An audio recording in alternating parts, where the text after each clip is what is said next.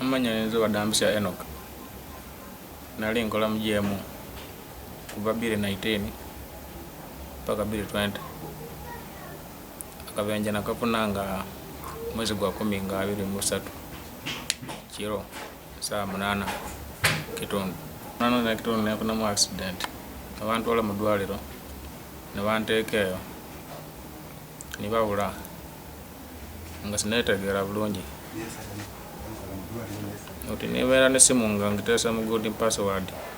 Omukono gwange yantambulirako nga tagimanyi soka nembeera awo neetegeera bulungi nzija password nensindika call back nga nsindikira taata yali mu tawuni.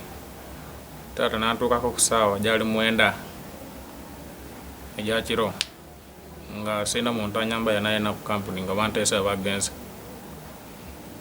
tubeera omwo. Taata nakubira ono essimu bulaza nga ali Kampala.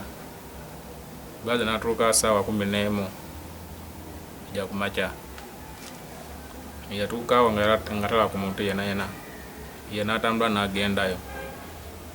Awo nimbalaba nga baza na supervisor Francis ani okitukubidde essimu anti yogera amanya ku TV tewali amanyi aye Francis timanyi manya ganga manyi Francis yonka watu babujanjawi mudwalo otambula nako 5 na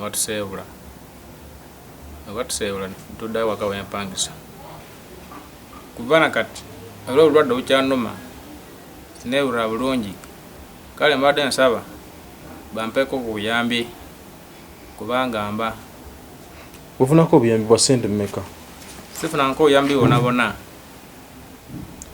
nageza nengenda ngende nkole ne bangaana nenvayo ninjirayo mu kyalo. Wengenda mu kampuni endala era wagamba nedda oti ali mulwadde so kubejanjabe bulungi era kati sikola sina mulimu ono wenkola. Mu ddwaliro wagenda ke wale bofisa tagenda wale bofisa natujja ku ssente ginali nazo tujja ku mutwalo jali 15 nga jaki nga yagala tufuna ebbaluwa era yatujja ku office natutambuza natujja ku mabali ntumuwa ssente ezo natuwa kipapula tutwala mu kampuni kubakolwa natugamba kutwala mu Nsowalense Nsowalense tena bakoma awo mbu situmanyi ate batukubiranga masomo mbutuje tuteka mu transport kuva mu kyalo wajja nga mwana yamamaza Francis yamamaza omukubira semu akujjako nakuvuma buvumi okubatuukirira ogenda mu kampuni batugoba bugobi okufuna obwenkanya nze ndo bamusasula akantu ke naye agenda atandikiramu afuneme kyakola naye tafuna batugoba bugobi batusibirawo ero ku gate ogenda wale officer ogenda ku poliisi naye batugamba nti musooke muddeyo ku kampuni muteese nabo ate otugenda wale officer atubuzaabuzabuzi kale nga lebe officer nga ye office ye tamanyi gikozesa muntu wanguzi nawatujjako ssente tetwamuwera mu office twamuwera bweru ate natujja ku compound natutwala mu gundi mu bbaala gye twamuwera ssente.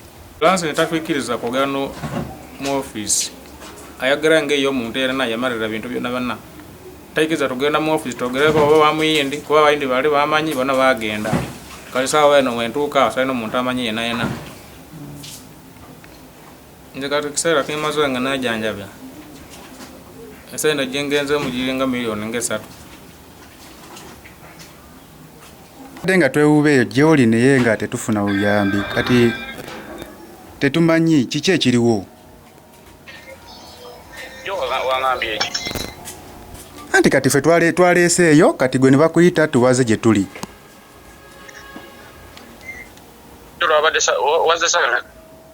Ate ezo saawa ziwagedde nange zabadde saawa 11 anti kati wabaddemu bakuyise tuwavuddeyo kujja gyendi anti kati gomanye ekituleeteeyo anti kati gwe abayindi batugambye gwe oli mu nsonga ezo kati oba otegedde nti nze ali mu nsonga naye gwe engeri gy'oyogeramu engeri you must have respect engeri gyopapa n'ebintu si bwe bakolamu ebintu. Watugamba ssente weeziri ate kati oluvanyuma niweefuula kati nga tetumanyi kiki ekyokweka. Okay, bwegenda mu maaso nebyokola leero sande nzisikola. Kale